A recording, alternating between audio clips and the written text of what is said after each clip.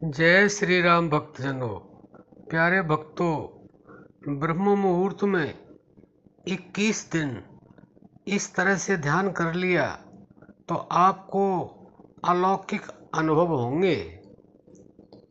भक्तों, किस तरह से ध्यान करना है यह आप ज़रूर समझ लें, क्योंकि जब तक आप यह नहीं समझेंगे कि ध्यान किस तरह से करना है तो आप सही से ध्यान नहीं कर पाएंगे और जो आपको अनुभव होने चाहिए वह अनुभव नहीं होंगे। पहले तो ये समझ लें कि ब्रह्म मुहूर्त में ही क्यों ध्यान करना चाहिए।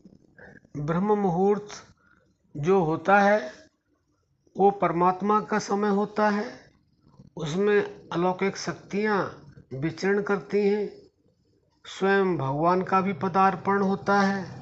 तो इसलिए कोई भी काम करने के लिए केवल ध्यान करने के लिए नहीं, ध्यान तो एक सर्वश्रेष्ठ स्थिति है मनुष्य के लिए, लेकिन कोई मनुष्य ब्रह्म मुहूर्त में कोई भी कार्य करेगा तो उसको ज़्यादातर सफलता मिलती है, असफलता बहुत ना के बराबर करती है।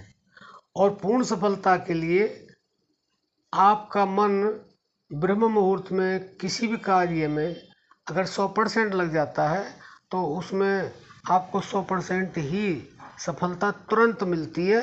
उसमें देर का काम नहीं, क्योंकि वो समय इस तरह का है, उसमें देरी का काम नहीं, क्योंकि देरी के लिए तो और बहुत सारा समय है। इसलिए हमारे ऋषि मुनियों ने, हमारे संतों ने, हमारे साधकों ने ब्रह्म मुहूर्त ही चुना। अब आप असली बात पा जाइए कि किस प्रकार ध्यान करें। ध्यान करने के लिए सबसे पहले आप जो है सीधे बैठ जाएं, और सीधे बैठने के बाद में आप अपना जो भी, देखो, एक तो पद्मासन होता है, एक सिद्धासन होता है। वैसे तो आसन तो बहुत सारे हैं, लेकिन ध्यान करने के लिए केवल दो ही साधन मुख्य बताए हैं, एक पद्मासन और दूसरा सिद्धासन। पद्मासन थोड़ा अभ्यास के बाद इंसान कर पाता है, लेकिन जो आपका सिद्धासन है वह तो आराम से कोई व्यक्ति कर लेता है। हाँ, इन दोनों आसनों के लगाने से थोड़ा सा ध्यान में फर्क पड़ता है, लेकिन जब पद्मासन लगेगा ही नहीं तो फिर फ़ायदा क्या होगा। तो पद्मासन लगाने का प्रयास करते रहिए और सिद्धासन में बैठ करके और आप सुबह सुबह ब्रह्म मुहूर्त में ध्यान करें।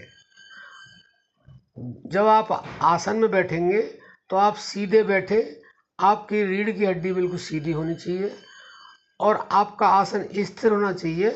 आपका शरीर का कोई भी अंग जो है हिले नहीं, शरीर को ढीला छोड़ करके और आराम से बैठ जाएं। जब आप शरीर को ढीला छोड़ देंगे और शरीर को स्थिरता में ले आएंगे तो आपका ध्यान अपने आप लगने लगेगा।